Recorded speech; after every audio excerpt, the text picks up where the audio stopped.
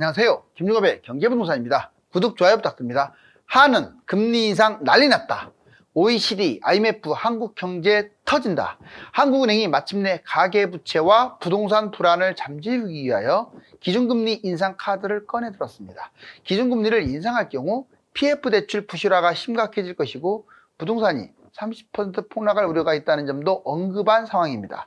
또한 OECD, IMF, 국제신용평가 3사는 한국 경제가 경제 성장률 둔화와 해외 불안 변수 등으로 경제 위기 위험에 노출된 것을 경고하고 났습니다. 지금부터 경제와 부동산은 어떻게 될까요? 유료 상담은 010-2626-6276 제가 직접 메타타이밍과 입지를 추천해 드립니다. 지금 바로 전화 주십시오. 한은 금리 인상 난리 났다. OECD, IMF 경제 위기 터진다. 자, 어떻습니까? 지금 부동산이 엄청 붕괴되고 있네요. 바로 이 금리 인상, 이게 변곡점이 될까요? 자, 한국은행 가계부채 막기 위해 기준금리 인상. 자, 이창용 한은총재 금리 인상 시에 부동산 PF 걱정, 집값 30% 이상 떨어지면 문제다. 집값 떨어지고 PF, 바로 이런 부분들 때문에 그동안에 금리를 인상 안 한 거예요. 왜냐? 지금 여러분들 주식 떨어지고 막 하는 거 다른 나라보다 지금 너무 못 갔잖아요, 주식이. 다른 나라는 다 꼭지에서 놀고 있는데 그 이유는 금리 동결을 한 게 가장 커요. 우리나라 주식에 왜 투자하겠습니까? 그냥 미국이 안전빵으로 국채에 투자하지. 바로 그런 식인 거거든요. 그래서 이제 이 부분, 가뜩이나 가계부채까지 증가하고 연체율도 늘어나고 이러다 보니까 이제 금리 인상 카드를 꺼내 드리면 가계부채가 확 쪼그라들겠죠? 자, 먼저 기준금리. 한국은행 기준금리 동결, 금융 불균형 초래. 자, 한미 금리 격차가 지금 2%나 차이나요.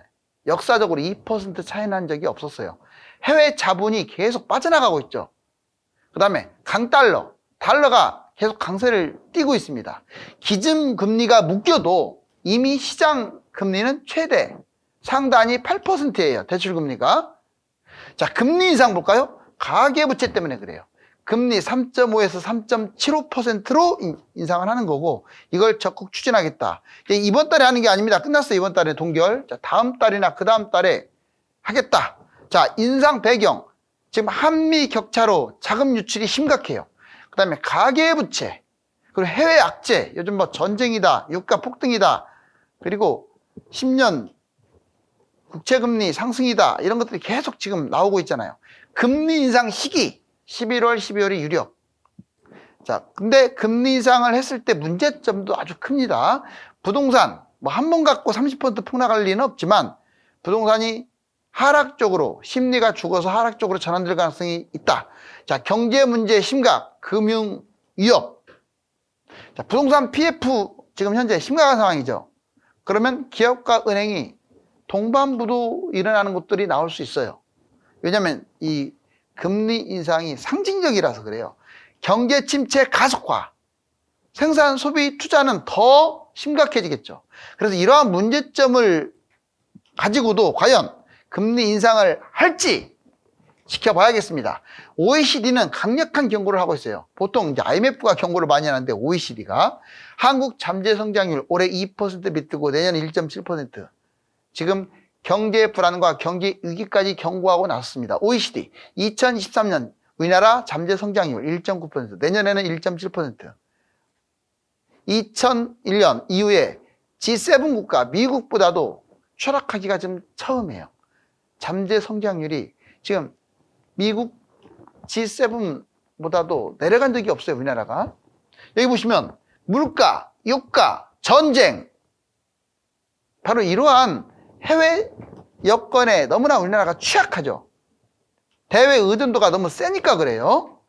그래서 이 위기에 대비해야 합니다. 그래서 남북이 이제 통일이 되게 되면 거의 인구가 7천 좀 더 늘어나면 거의 1억 가까이도 되지 않겠어요? 그러면 이제 내수만으로도 먹고 살 수 있는데 일본처럼 우리나라는 지금 5천만 좀 부족하죠, 많이. 이 내수, 왜냐면 지금 너무 수출입으로 먹고 사는 나라예요. 무역으로. 내수라도 잘 돼야 하는데 내수에서 이걸 수용하기에는 너무 부족하죠. IMF, 한국 경제 성장률 30년 침체, 일본의 추월. 지금 우리나라가 일본에 추월된 적이 없어요. 그동안에 분기가 됐든 뭐 연단위가 됐든 성장률이. 가계, 기업, 정부 부채 97년 외환위기를 능가했다. 이거 상당히 문제 아닙니까? 어떻게 된 게 97년 외환위기 때보다도 부채가 더 GDP 대비. 금융 취약성 지수라고 있습니다. FVI. 자, 이거 43.6으로 위기 징조가 뚜렷하네요. 자, 신용등급 3사도 한마디씩 거들고 있죠. 피치, 무디스, S&P. 자, 미국 신용 강등을 한 이 피치는 한국 성장률에 문제가 있다고 해서 운을 띄고 있어요, 지금. 우리나라도 아직 강등한다는 말은 안 하고 있지만. 무디스. 우리나라의 생산 인구가 급감한 거, 이게 잠재 성장률 2.0은 아주 심각하다. S&P, 한국 성장 둔화 뚜렷하고 신용 강등까지도 경고하고 났어요. 자, 부도기업 급증, 경제 위기 가시화. 얼마 전에 얘기했는데 위니아 2.2억 규모 이걸 못 채워가지고 만기어음 부도. 즉 계속 쌓이고 쌓인 거죠. 부도기업들 보면 딤체 위니아, 대여 위니아, 만기 어음부도 법정관리 신청했고요. 2억 2천만 원 어음부도 말이 안 되죠. 이 금액으로. 자, 총 3번이나 부도 처리를 한 기록을 세웠어요. 경기 악화, 가전시장 침체. 바로 이게 직격탄일인 거죠. 더군다나 고금리. 상당히 중견기업으로서 튼튼한 회사였는데 위기기업들 볼까요? 자, 지금 대기업 계열사들 서로 막 봐주고 그래요. 은행권도 봐주고. 이게 여러분들 개인 회사였다면 그냥 쳐버렸을 거예요. 저는 그렇게 생각합니다. 이 좀비 기업 같은 것들 그냥 쳐내야 한다고 봐요. 아니, 어떻게 대기업이 자기 자본 비율보다 빚이 훨씬 많아요. 빚 갚으면 거지 신세야. 거지 만들어야죠. 왜 대기업들 살립니까? 다른 기업들에게 악영향을 준다고요? 그건 그때 문제죠. 형평성이 있어야지. 세금도 왕창 좀 때려주고. 여기 보세요. 신세계 그룹, 신세계 이마트, 순이익이, 특히 이마트가 순이익이 급감하면서요. 위기에 지금 처했고, SK네트릭스, SK 에코프렌드, 지금 좀비 기업들이에요. 이런 것들. 롯데가 지금 심각하죠. 롯데지주, 롯데쇼핑, 호텔 롯데. 더군다나 친일적 성향을 갖고 있는 롯데. 문제점. 자, 이 회사들 이자도 지금 못 내고 있는 회사들이 많아요. 대기업이 12곳, 좀비 기업이라고 하잖아요. 한계 기업들. 중견기업도 60곳이나 돼요. 좀비 기업 1년에 10조 원 대출. 뭐 10조 원이면 어마무시한 대출 아닙니까? 은행들이 자기 자본 비율이 20% 넘어가는 곳은 한 군데도 없는데 이렇게 대출을 해주고 있어요. 온갖 특혜는 다 줍니다. 그리고 거들먹거리면서 의자차 타고 돌아다니잖아요. 2세, 3세들이.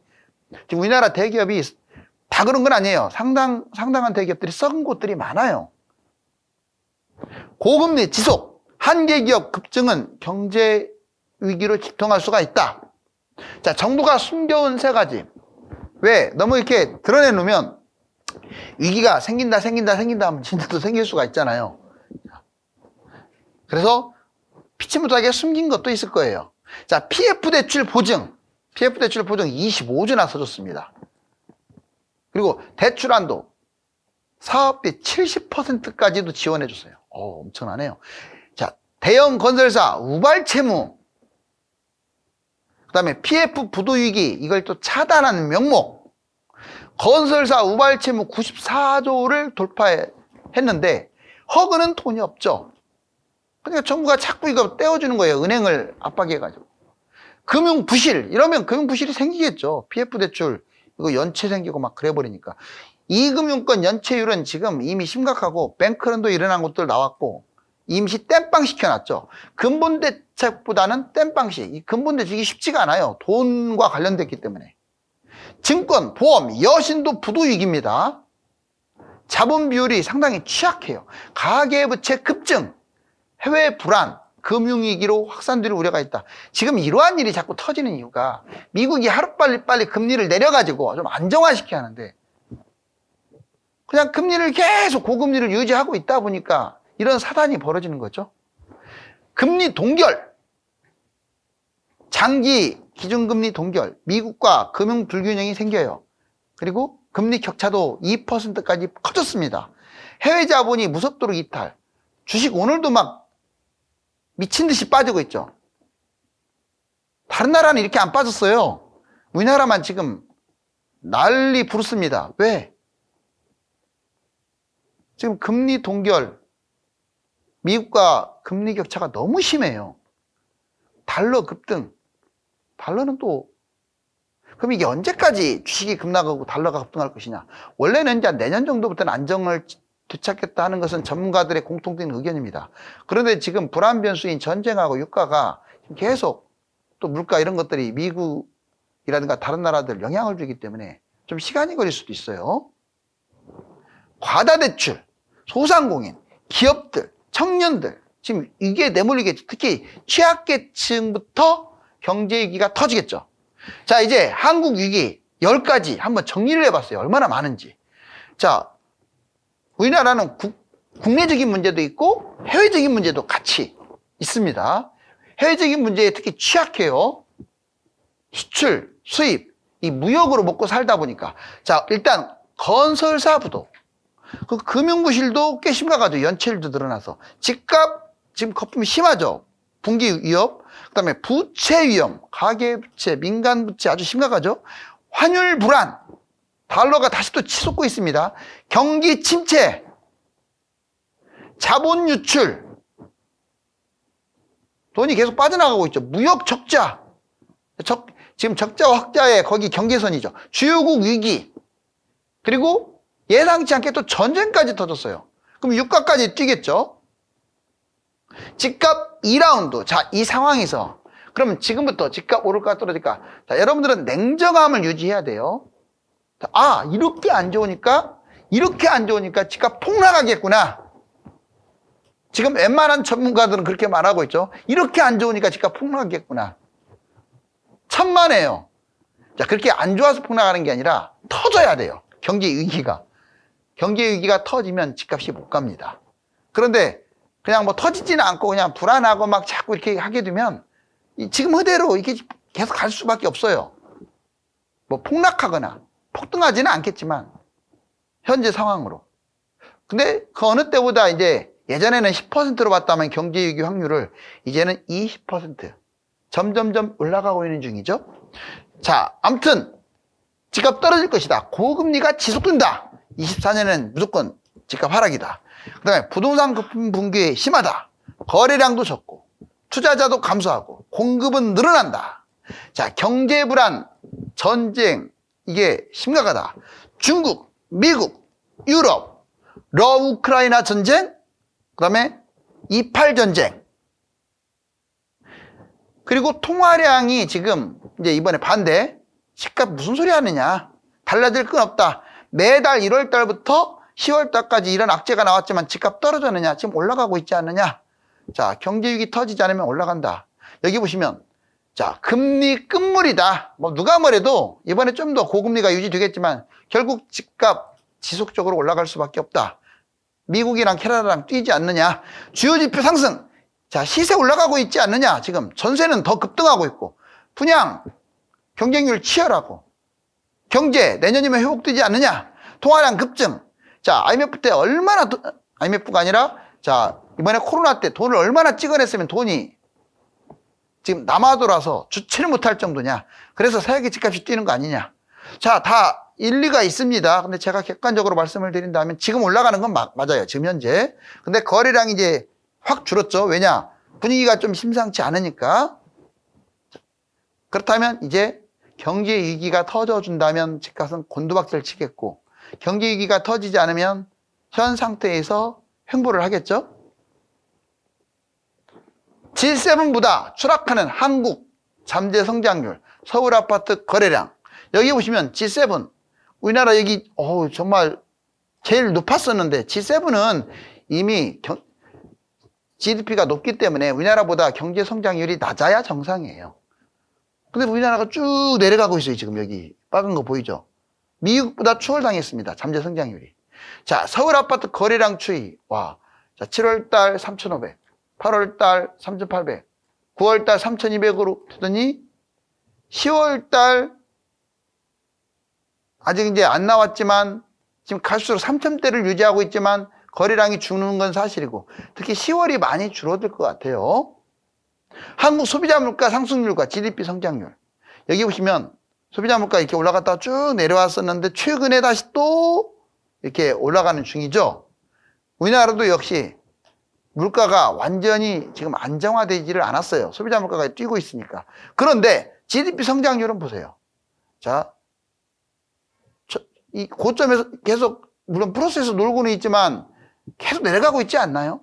즉 물가는 뛰고 경제 성장률은 내려가고 이래버리면 경제 침체는 되고 그러면 스태그플레이션이라고 그래요. 딱 지금 지도상으로 보여지죠. 자, 이제 GDP 대비 가계부채 비율, 서울 업무지구 순위. 지금 우리나라는 스위스가 지금 세계 1위로 나와 있는데 뭐 이런 나라는 조그만 나라잖아요. 자, 우리나라 지금 인구가 많은 나라 중에서 제일 셉니다. 108.1. 독일이라든가 일본 70, 55. 가계부채가 지금 상당히 심각하죠. 자, 그 다음에 국세, 국가에서 걷어들이는 세금, 이거 보면 400.5입니다. 계획은, 예산은. 그런데 실제 341.4, 59.1이나 감소가 됐어요. 지금 이거 지금 정부에서 세금을 어떻게 거둘지 모자라잖아요. 업무 지구별 근무자 순위, 여러분들 직주 근접 들어봤죠? 즉 회사가 많은 곳들이 집값이 많이 뜁니다. 자, 사대문 좀 넓게 했어요. 이게 서대문이 1등이네요. 그죠? 서대문이 1등이고 그 다음에 강남이 2등이네요. 그쵸? 그리고 여의도와 마포 이 일대 3등이네요. 그리고 4위 바로 가산 디지털 단지, 5위가 뜻밖이네요. 성수예요. 6위가 판교입니다. 7위가 마곡. 지금 불러드렸던 곳들, 회사들이 지금 밀집 뛴 곳들이죠. 이런 곳들은 집값이 급추락할 가능성은 적습니다. 자, 수도권 미분양과 23년. 근데 미분양이 지금 많이 줄어들었어요. 이제부터 9월 이후에 늘어날 것이냐, 이게 이제 관심사고. 여기 경쟁률을 보실래요? 서울만 유독 높지 않습니까? 대전도 높은데 대전은 많은 분양을 한 게 아니니까. 결국 서울과 비서울의 차이가 심해질 거라는 게 이걸 보면 알 수가 있어요. 자, 지금 미국도 계속 이렇게 머리를 쥐어짜고 있네요. 심각한 상황. 당초 예상과는 달리 유가, 물가, 전쟁 등으로 주가는 폭락하고 달러는 급등하고 있으며 세계 경제의 불확실성이 높아지고 있습니다. 계속 주시해야겠습니다. 감사합니다.